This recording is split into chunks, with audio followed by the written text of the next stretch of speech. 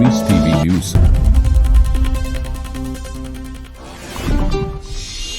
सारी बातें सामने आई है और बहुत सारी चीज़ें हुई भी है।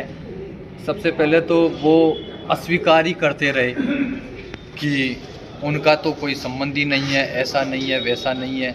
लेकिन जब उनके ज़्यादा चीज़ें बैठी और उनको लगा कि बात उनके नियंत्रण से बाहर है, तो उन्होंने हमारे को कई ढंग से दबाने की कोशिश और रोकने का, जो भी साम दाम दंड भेद मति भ्रम जो उनसे हो सकता है उसके उन्होंने सर्वत्र सभी प्रयास अपनी तरफ से किए हैं।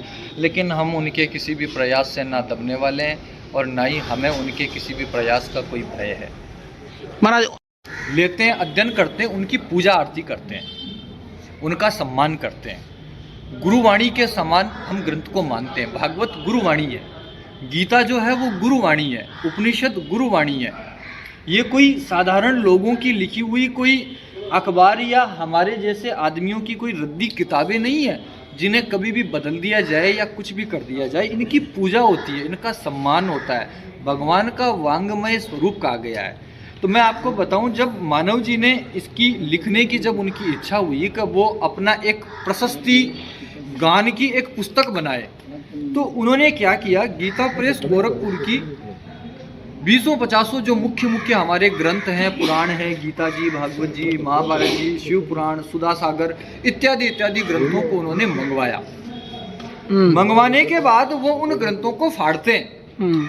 हम तो लिखते हैं, उतारते हैं, वो उन ग्रंथों को फाड़ते हैं और फाड़ करके उसकी वो एक फाइल बनाते हैं और उस फाइल में एड प्रचार इत्यादि खुद के प्रशस्ति गान के हमारे पूर्वजों किताब खोल के दिखाओ ना। किताब खोल के मैं आपको दिखाऊं। अब बात और मैं आपको बता दूं कि जगत गुरु रामभद्राचार्य जी, अब बड़ा नाम आप उनसे जानते होंगे। उन्होंने एक बार रामचरित्र मानस के ऊपर कुछ कमियां उन्होंने टिप्पणियां निकाली थी, तो संत परिषद और अखाड़ा परिषद ने उनसे क्षमा मंगवाई और उस ग्रंथ को गंगा में विसर्जन करवाया, जो तो वो जगत गुरु हैं।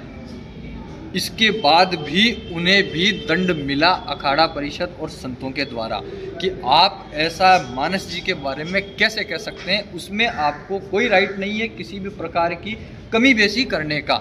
इस ग्रंथ को आप देखेंगे तो ये एक व्यापारीकरण मिलेगा।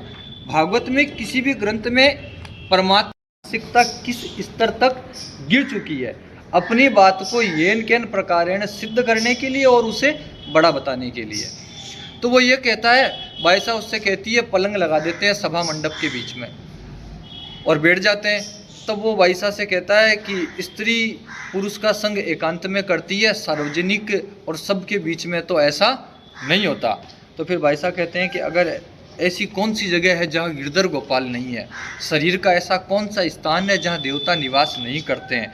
यानी अपनी बात मनवाने के लिए कथानांक में जैसे कि नाम के साथ कुछ नया किया गया, सेवा महापुराण अमृतम कर दिया गया, वैसा ही इस मीराबाई सा के प्रसंग के साथ भी छेड़छाड़ की गई।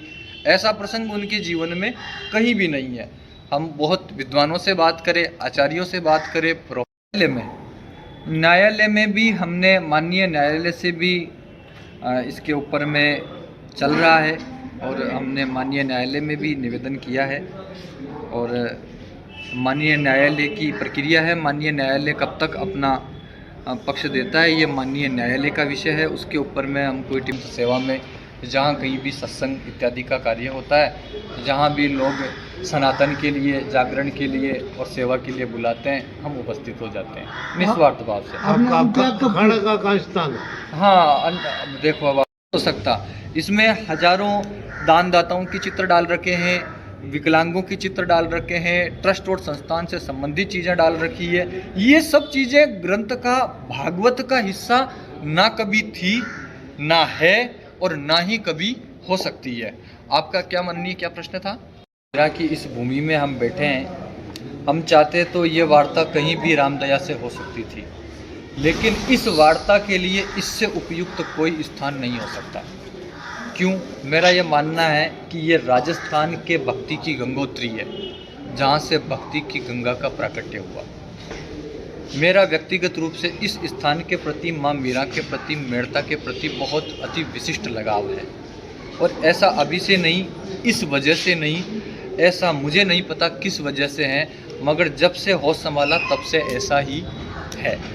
तो हमारा प्रयास तो यह है कि मेड़ता के सभी सर्वमान्य लोग, सभी गणमान्य लोग और सभी वो व्यक्तिगण जो माँ मीरा को अपना आदर्श मानते हैं, जो माँ मीरा को अपना गुरु मानते हैं, जो माँ मीरा को सम्मान की दृष्टि से वो सतियों की शिरोमणि थी, वो भक्त थी, तो मैं उनके जो वंशज हैं, उनके जो परिवार के जो लोग हैं, जो सभी सर्व समाज और उसके बाद में क्षत्रिय समाज जिनके वंश से स्वयं माँ मीराबाई आती है, उन सब से विशेष आग्रह करता हूँ कि वो आएँ और अपने सम्मान के लिए, अपने गौरवमय इतिहास के सम्मान के लिए, किसी के लिए व्यक्तिगत नहीं, क्योंकि जो आज शास्त्रों के साथ ऐसा कर रहा है, जो बाईसा के साथ ऐसा कर रहा है, मैं ये समझता हूँ कि एक को देख कर के दूसरे को बल मिलता है। अगर इसे आज रोका गया तो और भी जो लोग ऐसा करने का दुस्साहस करेंगे उन्हें रोका जाएगा, और अगर ऐसा नहीं हुआ तो और भी बहुत लोगों को ये मनमाना कृत्य करने का बल मिलेगा। अब मैं आपको से चर्चा करी, लेकिन और यहाँ जुड़े अपने मेड़ता के गणमान्य लोगों से भी हमने पूछा क्या ऐसा कोई प्रसंग है। सबने एक स्वर में कहा ऐसा कोई प्रसंग हमने तो आज तक नहीं सुना। तब फिर जब बाईसा उसको ऐसा कह देती है तो वो भांड साधु उठ करके वहाँ से चला जाता है और वो शर्मिंदा हो जाता है। अब सोचने वाली बात यह है कि आप अपनी बात को मनमाने ढंग से सिद्ध करने के लिए जो भक्ति का इतना बड़ा आदर्श है, आप उनके साथ कोई भी कलंकित दृष्टांत बना करके आप उनको अपनी दुनिया की गंदी राजनीति का और अपने पद वैभव और मान सम्मान पद प्रतिष्ठा की राजनीति का हिस्सा बनाएंगे। जो भक्ति की परंपरा का हिस्सा है वो कभी भी इस दलदल और कीचड़ का हिस्सा नहीं हो सकता। इस चीज़ को स्वीकार नहीं किया जा सकता। दूसरी एक ऐसा मानते हैं, हमारे मारवाड़ को राजस्थान में उनके नाम से किसी काल में, भक्ति काल में, मध्य काल में अपार प्रतिष्ठा और अपार सम्मान की प्राप्ति पूरे भारत में हुई माँ मीरा की वजह से। या तो हमें जाना जाता था राजस्थान को युद्ध घोष के लिए, वीरों के लिए। भक्ति में अगर किसी ने सर्वाधिक सम्मान हमें दिलवाया तो वो माँ मीरा ने दिलवाया। वो सह शरीर भगवान में समाहित हो गई। उनके लिए आप इस तरह की कोई व्यक्तिगत होकर के टिप्पणी करें जिसे बिल्कुल भी स्वीकार नहीं किया जा सकता। इसी उद्देश्य के साथ हम यहाँ आप सबके बीच आए और हम आप सबसे क्या मांग बात इस पुस्तक में करी। वो ऐसा लिखते हैं कि एक भांड साधु मीराबाई जी के पास में गया। भांड साधु, सबसे पहली बात तो मुझे प्रथमतः इस शब्द पे ही आपत्ति है कि भांड किसी जाति विशेष से संबंधित करके कह रहे हैं या किसी साधु से करके कह रहे हैं। या तो कोई साधु नहीं हो सकता अगर जाति विशेष में है, और अगर साधु है तो फिर जाति विषयक शब्द उसके साथ में नहीं हो सकता। तो आप किसी जाति का अपमान कर रहे हो या आप साधुओं को ही भांड बता रहे हो। तो वो ये कह रहे हैं कि एक भांड साधु गया और वो जाकर के माता जी से एक बात कहता है। वो कहता है कि भाई साहब, मुझे गिरधर गोपाल ने प्रेरणा दी है, आज्ञा दी है, और मैं उस प्रेरणा से आपके पास में आया हूँ अड़क सड़क करने के लिए। इस पुस्तक में लिखा हुआ शब्द है। तो जब प्रथमतः मैंने अड़क सड़क सुना तो मेरे लिए भी ये शब्द थोड़ा सा नया था। मैंने कि शब्द का क्या मतलब है, पता किया तो पता चला कि अड़क सड़क का मतलब होता है शारीरिक संबंध। आज के इस 21वीं शताब्दी के आधुनिक युग में भी आप किसी भी स्त्री से, माता बहन से इस तरह के शब्द का प्रयोग करके बात नहीं कर सकते कि मैं आपके पास इसलिए आया हूँ। और वो बाईसा के पास जाकर के जो चित्तौड़ राजघराने की कुल परंपरा का मान सम्मान है, मेड़ता राज परिवार का जो गौरव है, भक्त परंपरा का जो गौरव है, जिनके चारों तरफ हजारों संत महात्माओं की मंडली बैठी है, उनसे वो जाकर के ये बात कह रहा है। तो प्रथमतः तो मुझे यही बड़ी एक दुखद एक बात लगी। फिर भाई साहब कथावाचक का मन यही नहीं भरा, अब वो अपनी बात को सिद्ध करने के लिए क्या करता है, तर्कों का जाल। कैलाश अग्रवाल मानव पद्मश्री अलंकृत, ये व्यक्ति पद्मश्री से अलंकृत भी है, जो शास्त्रों का इतना घोर अपमान और अवमानना। उसको हर ढंग से रोकने का प्रयास किया गया। हमने बहुत लोगों से बहुत सहयोग की अपेक्षा करी, जब कुछ चीज़ें नहीं हो रही थी तो फिर मेरा हृदय इससे सहन नहीं हुआ। और हम मारवाड़ की उस भूमि से आते हैं जहाँ हम दो ही चीज़ जानते हैं, हमें तीसरी बात नहीं पता, या तो विजय या वीरगति, हमें दूसरी बात समझ में आती ही नहीं है। और यही यहाँ की परंपरा भी है, यही यहाँ की परंपरा भी है। तो 13 या 14 दिन हो गए मैं गो पायस जो दूध होता है मैं उसका सेवन करता हूँ।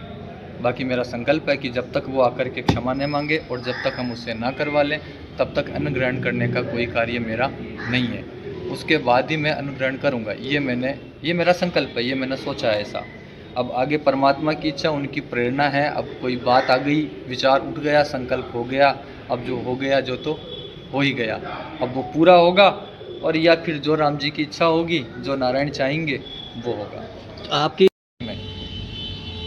वो उन्होंने लिखा साधु संतों के बारे में। पहले तो भांड संत बता ही दिया, एक जाकर के मीराबाई सा से मिल लिया।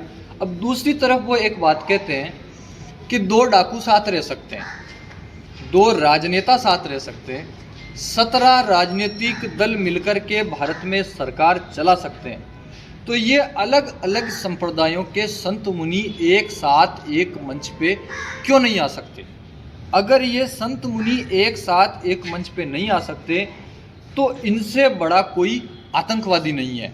ये समाज की समरसता को, अखंडता को और एकता को भंग करने वाले हैं, ऐसा आरोप उन्होंने संतों पे लगाया है।